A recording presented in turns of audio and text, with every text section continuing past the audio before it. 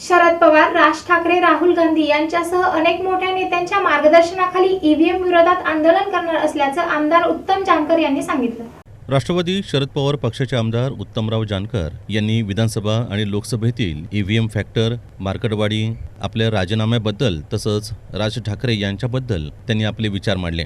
दरम्यान राज ठाकरे यांच्याबद्दल त्यांचं मी स्वागत करतो। निवडणूक प्रक्रियेत ईव्हीएम फॅक्टर आहे तो हेराफेरी करणार आहे आणि विधानसभेचा निकाल अनपेक्षित लागलाय। विधानसभा आणि लोकसभा निवडणुकीत सीसीटीव्ही लावले आहेत, त्या 5 कक्षाचे सीसीटीव्ही देण्याची मी मागणी केली आहे। मार्कडवाडी प्रकरणातील जनतेचा आक्रोश आहे तो निवडणूक आयोगाला जाणून घेता आला नाही।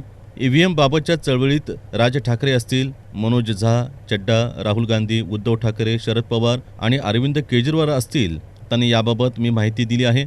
आम्ही काशी विश्वेश्वरापासून अयोध्येपर्यंत साखळी आंदोलन करू असं त्यांनी यावेळी सांगितलं। मी इलेक्शन कमिशनकडे दाखल केलेले आहेत। इलेक्शन कमिशनला 15 दिवसाचा वेळ दिलेला आहे। मार्कडवाडी गावामध्ये इलेक्शन कमिशननं यावं, धानोरे गावामध्ये इलेक्शन कमिशननं यावं, असे 5 बूथ दिलेले आहेत आणि तुम्ही त्या ठिकाणी ती प्रक्रिया करा। तुम्ही नाही केली तर मात्र सुप्रीम कोर्टामध्ये हे सगळं आम्ही दाखल करू। अनेक महत्त्वपूर्ण पुरावे आहेत की ज्यामुळे हे सरकार 3 महिने नव्हे सुप्रीम कोर्टानं बघितल्याबरोबर आणि पारदर्शकपणे त्या ठिकाणी न्यायदानाची प्रक्रिया केली तर हे सरकार 2 महिन्यामध्ये सुद्धा कोसळेल। आणि प्रिंटर बसवा, चुकायचा विषय नाही। तुम्ही ज्याचं बटन दाबाल त्याचं कमळाचं कमळ येईल, हाताचा हात येईल, तुतारीचं तुतारी येईल। आणि ही पारदर्शक व्यवस्था ह्या देशामध्ये आणल्याशिवाय हा उत्तमराव जानकर थांबणार नाही आणि ती व्यवस्था या देशामध्ये आणण्याचं काम आम्ही करू। आम्हाला तुरुंगामध्ये टाकू द्या, आम्हाला कुठं अजून काय त्यांनी छळ करायचा तो करू द्या, पण आम्ही ही प्रक्रिया केल्याशिवाय थांबणार नाही। दरम्यान पुढच्या आठवड्यात मी राज ठाकरे यांना भेटणार आहे। राज ठाकरे यांना माझ्याकडचे पुरावे दाखवले तर ते आणखीन ताकदीनं या लढतीत उतरतील असं त्यांनी सांगितलं।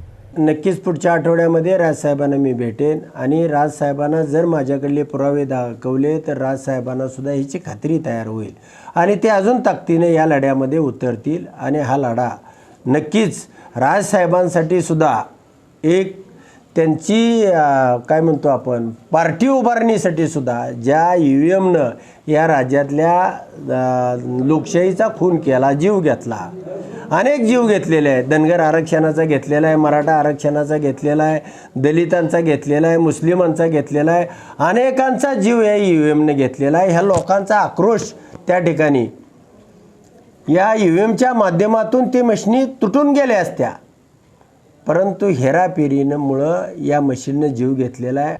दरम्यान मार्कडवाडी संदर्भात राज ठाकरे यांची भेट सोमवार किंवा मंगळवारी घेणार असल्याचं त्यांनी यावेळी सांगितलं।